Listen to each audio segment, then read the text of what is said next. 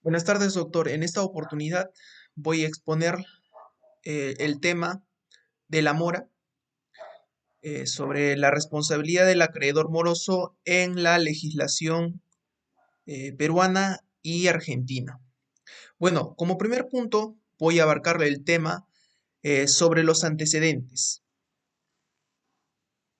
La mora ha venido regulándose desde un paradigma de defensa del deudor que hoy en día esta imagen viene a ser desfasada y necesariamente actualizarla. A lo largo de los artículos que hemos visto en el curso, varios autores han estudiado la figura de la mora, más que todo, ¿no? Apoyándose principalmente en la doctrina italiana, en un marco en el cual tocan temas como las asignaciones de montos e indemnizar a cargo de las cooperaciones que recaen en el acreedor. Este, Hay varios que explican que la disciplina de la mora del deudor contenida en los artículos 1219, 1222 del Código Civil Italiano y 1333 al 1337 de este mismo código, donde eh, ellos se inspiran largamente en modelos tradicionales de expresión de una política legislativa que corresponde a una realidad económica social ya superada, ¿no? En particular, el sistema de constitución en mora, delineado por el artículo 1219 del Código Civil Italiano, que ahora es 1333, está siendo orientado en algo particular, en la protección del sujeto obligado o en la atención privilegiada de la práctica y las exigencias expeditivas del comercio. Todo ello ha sido revelado en la doctrina denominado a favor de Vitoris, que no puede ser considerado un punto cardinal en la disciplina de las obligaciones. Siendo así, que a menudo la posición del deudor conscientemente de la empresa grande a la mediana dimensión de estas exigencias del tráfico que se originan, las directivas, diversas en aquellas que han influido en la disciplina del artículo 1219 del Código Civil Italiano. Aparte de ello,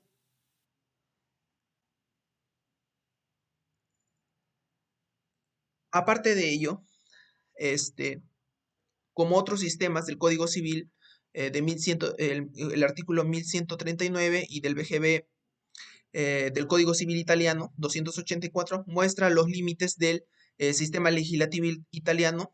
Esta reflexión es importante si tenemos en cuenta que la legislación específica del denominado derecho de los consumidores, ya sea estas normas que regulan los derechos de obligaciones en el Código Civil, quedarían para regular relaciones jurídicas en tanto de sujetos en línea de principios de igualdad de condiciones. Por ello, no se justificaría en tal contexto una presunción a favor del deudor. Para todo ello, también en otro punto está el tratamiento de la mora en códigos anteriores.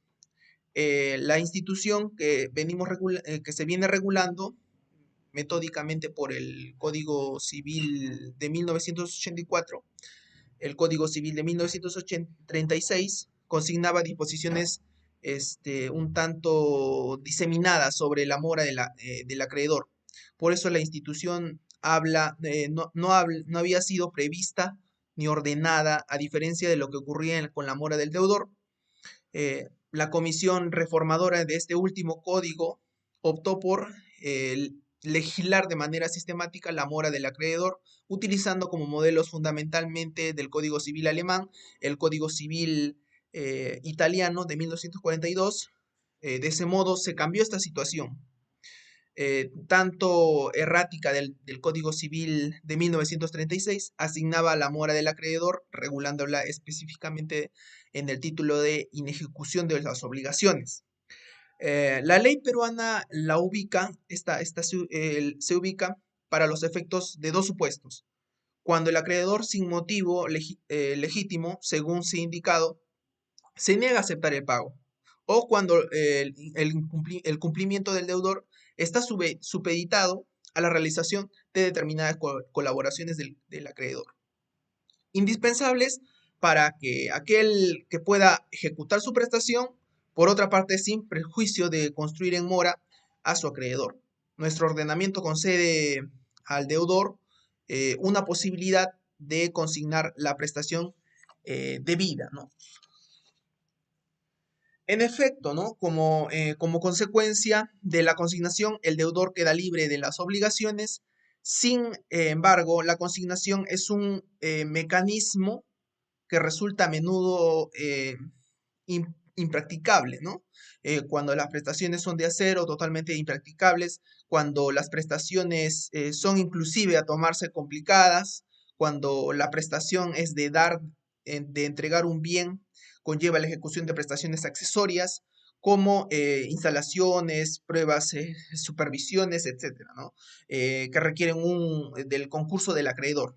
De este modo, la constitución de mora se convierte en un mecanismo que permite trasladar el acreedor los costos y las contingencias que se vienen obligando a enfrentar el deudor ante la negativa del acreedor, ¿no? Que este imposibilita el cumplimiento. No obstante, la constitución en mora del acreedor no determina que el deudor haya cumplido o mucho, ni mucho menos que el vínculo obligacional se haya extinguido. Dicho en otros términos, el deudor ha trasladado los costos, aparte los riesgos, al acreedor, ¿no?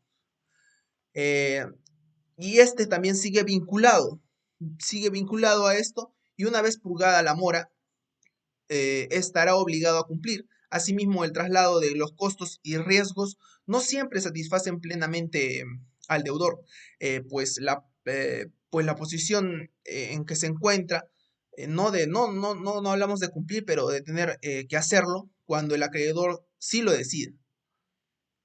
Puede generarle situaciones imprevisibles o desventajosas que no siempre podrán ser trasladadas al acreedor, o cuyo traslado se convierta eventualmente en una fuente de conflicto para ello, ¿no? Ante este escenario, el deudor podría inicialmente traer el producto y el producto de ello estar evaluando la resolución del contrato, ¿no? Como mecanismo solo temporal o parcial, ¿no? A fin de liberar o soportar las consecuencias de la situación de incumplimiento, ¿no? Por la mora del acreedor. Por otro lado, también el otro punto de la mora en la doctrina, eh, también la legislación y jurisprudencia argentina, tenemos como doctrina que el Código Civil argentino se ha legislado de manera orgánica a la mora del acreedor, conteniendo solamente referencias aisladas en algunas normas, y también en el artículo 509, donde siguiendo por Mainz expresa lo siguiente: el acreedor se encuentra en mora toda vez que por un hecho o por una omisión culpable hace imposible o impide la ejecución de la obligación, por ejemplo, rehusando aceptar la prestación debida en un lugar y tiempo oportuno, eh, no encontrándose en el lugar convenido de la ejecución o rehusándose a concurrir a concurrir a los actos indispensables para la ejecución, como la medida o el paso de los objetos que deben de entregar, o la liquidación del crédito no líquido, ¿no? Moisés de Espanes, esto lo dice. Ah, para esto advierten, ¿no?, que hay un cierto, se declara la culpabilidad como una característica indispensable para que se produzca esta obligación, ¿ya? Eh, Hay esta situación de demora en la cual, pues, es la conducta del acreedor, no es reprochable, no nacerá de los efectos jurídicos de la mora, aunque de darse, ¿no? Se pueden surgir consecuencias como, como lo vamos a ver un poco más adelante. Eh, por otro lado, también se considera la mora como una regla de estos mismos, las reglas del deudor, ¿no? Dado que da un silencio en la ley. Esto en la legislación argentina. Esto impone más que todo imponer reglas análogas, que la culpa es un elemento constitutivo de la mora creditoris y entre otros efectos la deducción de lo que el código atribuye en mora del deudor. Enunciaban en primer lugar lo siguiente, ¿no? El acreedor debe recurrir al deudor todos los debe resarcir al deudor todos los daños que le haya producido su retardo en recibir la prestación, como ser los gastos de oferta y de ulteriores de custodia, ¿no?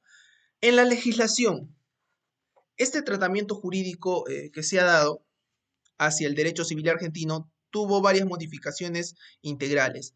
Eh, en el año 2014, pero no todos los artículos fueron desarrollados de manera expresa.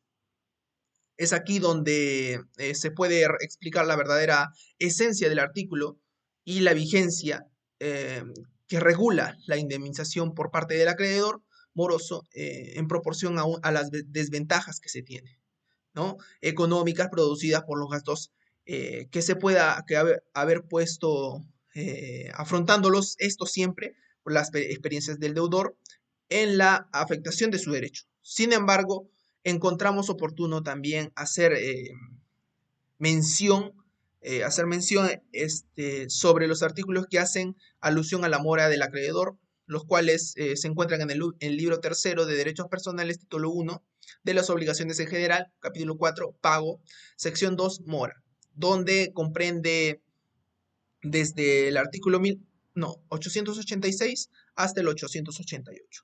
¿Ya? ¿Qué dice el artículo 886? La mora del deudor, principio, mora automática, mora del acreedor, mora del deudor, se produce por solo transcurrir el tiempo fijado para el cumplimiento de una obligación.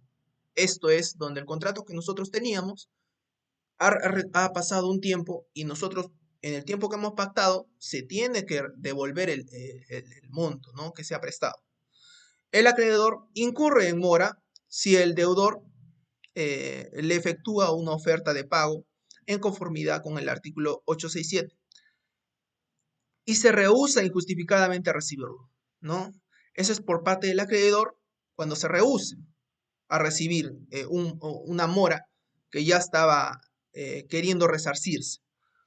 En el mismo libro, el título y capítulo en la sección 7, parágrafo 1 de la consignación judicial, encontramos el artículo 904.